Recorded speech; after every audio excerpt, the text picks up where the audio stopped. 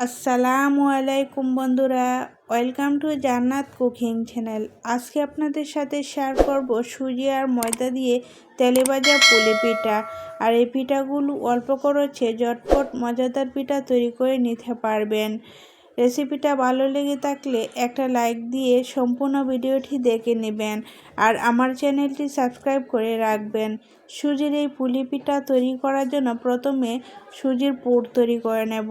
আর এই পুরটা তৈরি করার জন্য চুলায় একটি প্যান বসিয়ে দিয়েছি, হাফ কাপ সুজি দিয়েছি, এলাচ। এখন আমি চুলার আঁচটা অল্পতে রেখে সুজিগুলো কিছুক্ষণ ভেজে নেব, 2 থেকে 3 মিনিট। এখন আমি সুজিগুলো ভেজে নিয়েছি, দিয়ে দিয়েছি মিষ্টির জন্য হাফ কাপ চিনি। আপনারা যে রকম মিষ্টি খেতে পছন্দ করেন ওই রকম মিষ্টি দিয়ে দিবেন। এখন আমি হাফ কাপ সুজির জন্য দিয়েছি 1 কাপ লিকুইড দুধ। হাফ কাপ সুজির জন্য 1 কাপ দুধই দিতে হবে, এর চেয়ে বেশি দিয়ে দিলে দেখবেন পুরটা অনেক বেশি নরম হয়ে যাবে। এখন আমি চুলার আঁচটা একেবারে লোতে রেখে নাড়াচাড়া করে পুরটা তৈরি করে নেব।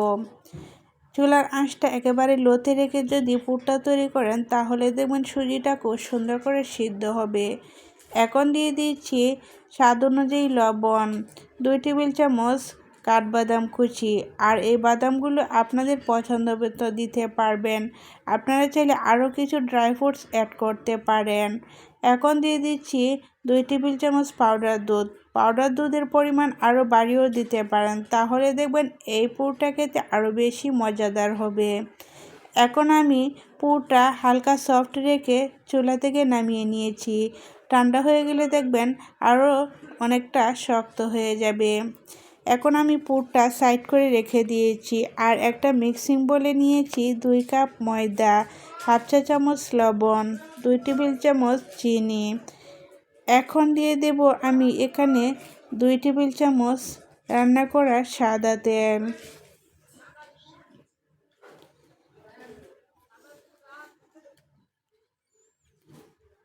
এখন আমি সবগুলো উপকরণ ময়দার সাথে খুব সুন্দর করে মিশিয়ে নেব।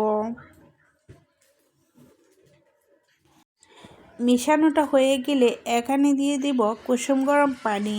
আর কুসুম গরম পানি দিয়ে আমি ডোটা তৈরি করে নেব, তাহলে দেখবেন অনেক বেশি সময় ধরে রেস্টে রেখে দিতে হবে না। অল্প সময়ের মধ্যে ডোটা খুব সুন্দর করে সেট হয়ে যাবে আর অনেক বেশি স্মুথ হবে। এখন আমি এখানে 1 কাপ কুসুম গরম পানি দিয়ে ডোটা তৈরি করে নিয়েছি। 2 কাপ ময়দার জন্য 1 কাপ পানি কিন্তু পারফেক্ট মাপ। আর খুব সুন্দর করে আমি ডোটা তৈরি করে নিয়েছি। এখন আমি ছোটো ছোটো করে লিচি কেটে নিচ্ছি। আপনারা পিঠাগুলো যেরকম বড় অথবা ছোট তৈরি করতে চান ওই অনুযায়ী লিচিগুলো কেটে নেবেন।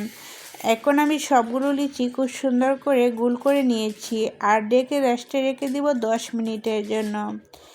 10 মিনিটের ভিতরে দেখেন সবগুলো লিচি খুবই সুন্দর হয়ে গিয়েছে আর খুবই স্মুথ হয়েছে। এখন আমি লিচিগুলো খুব সুন্দর করে গোল করে শেপ দিয়ে নিচ্ছি আর একটা বেলুনির সাহায্যে আমি ছোটো একটা রুটি তৈরি করে নেব। আমরা পুলি পিঠাগুলো যেরকম বড় করে তৈরি করতে চাই ওই রকম অনুযায়ী কিন্তু রুটিটা তৈরি করতে হবে। এখানে আমি কিছু রুটি তৈরি করে নিয়েছি। এখন এই রুটির মধ্যে দিয়ে দিচ্ছি পরিমাণ মতো পুর। আর পুরটা একটু বেশি করে দিলে পিঠাগুলো খেতে অনেক বেশি মজা লাগে। এখন আমি রুটির এক পাশ দিয়ে খুব সুন্দর করে পানি লাগিয়ে নিয়েছি আর মুখটা খুব সুন্দর করে সিল করে দিচ্ছি। হাতের সাহায্যে এরকম চেপে চেপে সিল করে দিবেন, তাহলে দেখবেন পিঠাগুলো তেলে দেওয়ার সময় আর খুলে যাবে না। এখন আমি এই পিঠাগুলো ডিজাইন করে নেওয়ার জন্য একটা কাঁটা চামচের সাহায্যে ডিজাইন করে নেব। চামচের সাহায্যে এরকম ডিজাইন করলে পিঠাগুলো দেখতে খুবই সুন্দর লাগে। আমি আবারও একটা চামচের সাহায্যে এরকম ডিজাইন করে নিচ্ছি। চামচের হাতার সাহায্যে এরকম একটু ডিজাইন করে নিলে দেখবেন আরও বেশি সুন্দর লাগে। আপনাদের বোঝার সুবিধার্থে আমি আরও একটা পিঠা তৈরি করে দেখাচ্ছি। পিঠার আমি রুটির মধ্যে দিয়ে দিচ্ছি পরিমাণ মতো পুর। আর এই পুরটা দেবেন একটু বেশি করে, তাহলে পিঠা খেতে আরও বেশি মজার হয়। এখন আমি পিঠার মধ্যে খুব সুন্দর করে হাতের সাহায্যে মুখটা সিল করে দিয়েছি। সিল করার সময় অবশ্যই একটু পানি লাগিয়ে নেবেন, তাহলে দেখবেন ভাজার সময় আর পিঠাটা খুলে যাবে না।